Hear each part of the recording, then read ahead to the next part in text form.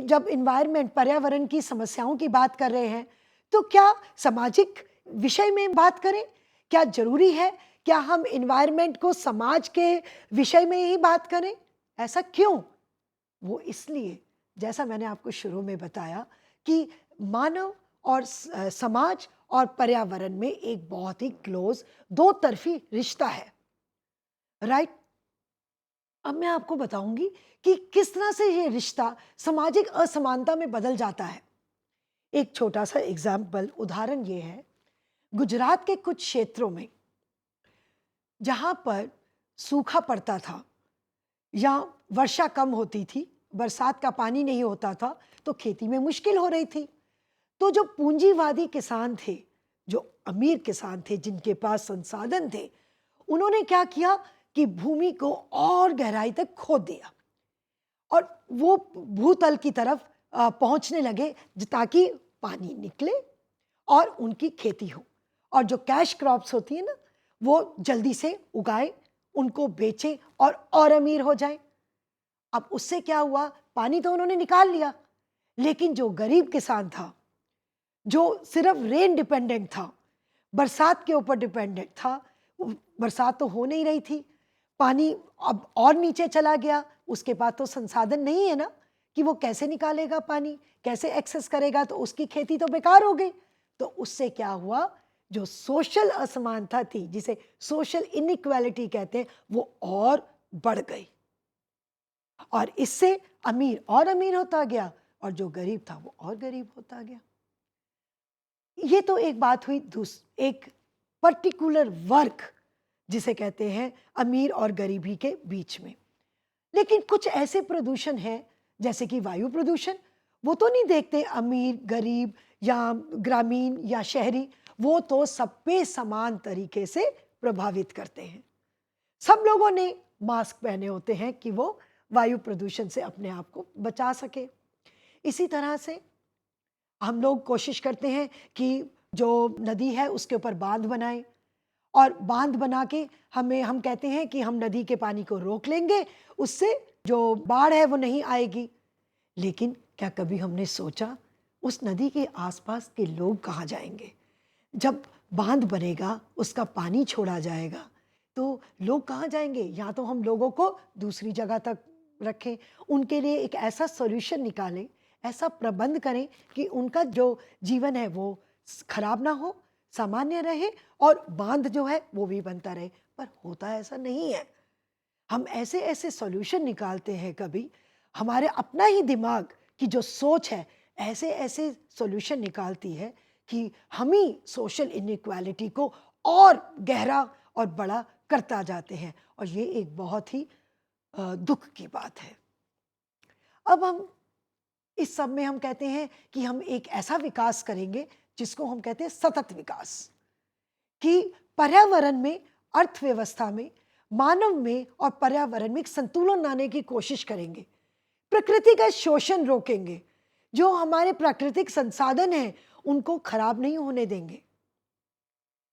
इस तरह का विकास हम लाएंगे, पर बड़ी बार वो पेपर पे ही रह जाता है, प्रैक्टिकल में नहीं आ पाता। एक ब्रुनलैंड की रिपोर्ट आई थी 1987 में, उसने दो तरह के पहलू की बात की थी कि अगर हम नेचर और इंसान के बीच में बैलेंस लगना चाहते हैं तो दो चीज़ों की ज़रूरत है। एक तो इंसान की मौलिक आवश्यकताओं को पूरा कीजिए, रोटी पानी मकान दीजिए, उसको अपनी मौलिक आवश्यकताओं के लिए स्ट्रगल ना करना पड़े। और दूसरा, जिस तरह से हम उपयोग कर रहे हैं संसाधनों पे, उस पे प्रतिबंध लगाइए, उस पे कंट्रोल होना चाहिए। लोगों को भी समझाइए कि किस तरह से हम उसका सही प्रयोग करें ताकि हम एक बैलेंस क्रिएट करना पाए और प्रकृति का शोषण ना हो पाए। ये एक बहुत ही इंपॉर्टेंट रिपोर्ट थी। अब ये क्यों नहीं हो पाता? ऐसी कौन सी चुनौतियां हैं हमारे आगे? कैसे चैलेंज हैं?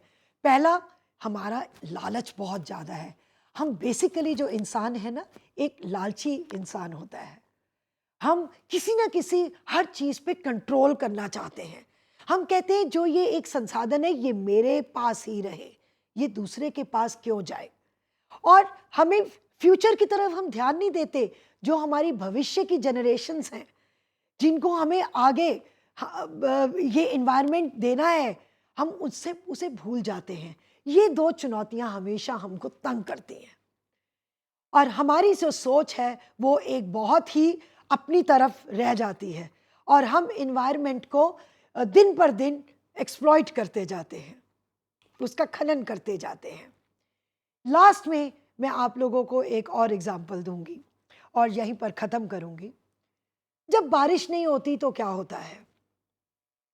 हमने देखा महाराष्ट्र में सूखा पड़ा, सबको मालूम है, ये लोकसभा तक बात चली गई, हमारी सरकार भी इसके लिए बहुत विचार करती है, और चिंताजनक है जो किसान लोग हैं वो आत्महत्या कर रहे हैं। यवतमाल, अमरावती, इस तरह के ऐसे बहुत केसेस हैं जहाँ पर सूखा पड़ा रहता है और किसान की हालत बहुत ख़राब है। लेकिन इंसान का दिमाग क्या है, वो रिक्रिएशन की बात करता है। वो क्या करता है, बहुत बड़े बड़े तालाब बना देता है, स्विमिंग पूल बना देता है, पॉन्ड बना देता है, जिसमें रिक्रिएशन हो, लोग आए, पानी से खेलें, मजे करें। तो एक तो वो क्षेत्र जहाँ पर पानी नहीं है, जहाँ पे किसान की जीविका के ऊपर आधार हुआ है, और दूसरी तरफ वो एरियाज जहाँ पर स्विमिंग पूल बनाए जा रहे हैं, तालाब बनाए जा रहे हैं, जहाँ लोग आकर मजे लें। ये कैसा विकास है? किस विकास की हम बात कर रहे हैं? एक पत्रकार थे साईनाथ, जिन्होंने इसके दो कारण बताए। एक तो आर्थिक, जो सब जानते हैं, और दूसरा जो पर्यावरण को क्षय पहुंचा रहे हैं। तो हम दोनों चीजें कर रहे हैं, एक तरफ से पैसा कमा रहे हैं उसी पर्यावरण की कॉस्ट पे, और दूसरी तरफ उसी पर्यावरण को खराब करके जो वो इंसान जो उसके साथ डायरेक्ट जुड़ा हुआ है, उसकी जिंदगी के लिए कोई परवाह नहीं कर रहे हैं। तो हमने अब यहाँ पर ये सीखा। लास्ट में एक जो रह गया वो ये था कि हम जब सतत विकास की बात कर रहे हैं तो हमारे कुछ लक्ष्य हैं पूरे व्यापक विश्व में, क्योंकि ये एक चिंताजनक बन गया है विषय। तो हम सस्टेनेबल डेवलपमेंट गोल्स की बात कर रहे हैं। 193 राष्ट्र इसमें जुड़े हैं, और उन्होंने 17 सोशल सस्टेनेबल डेवलपमेंट गोल्स बनाए हैं कि जो हमारे आने की जो जनरेशन्स हैं उनको एक अच्छा माहौल दे सके, उनको एक अच्छा इन्वायरमेंट दे सके, ताकि वो अपनी ज़िंदगी अच्छे से जी सकें। इसमें 3 लक्ष्य जो हैं वो सिर्फ इन्वायरमेंट को लेकर हैं, वो क्लाइमेट चेंज की बात कर रहे हैं।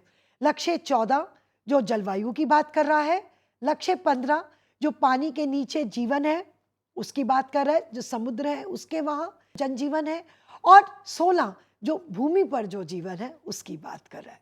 अगर हम इन 3 लक्ष्यों को अच्छे से, इन लक्ष्यों को पाने के लिए काम कर सकें, तो हमें सस्टेनेबल डेवलपमेंट का जो गोल्स हैं हम पूरा कर लेंगे, और जो आगे की जनरेशन्स हैं हम उनको एक अच्छा पर्यावरण दे के जाएंगे और उनकी ज़िंदगी को अच्छा बना सकेंगे।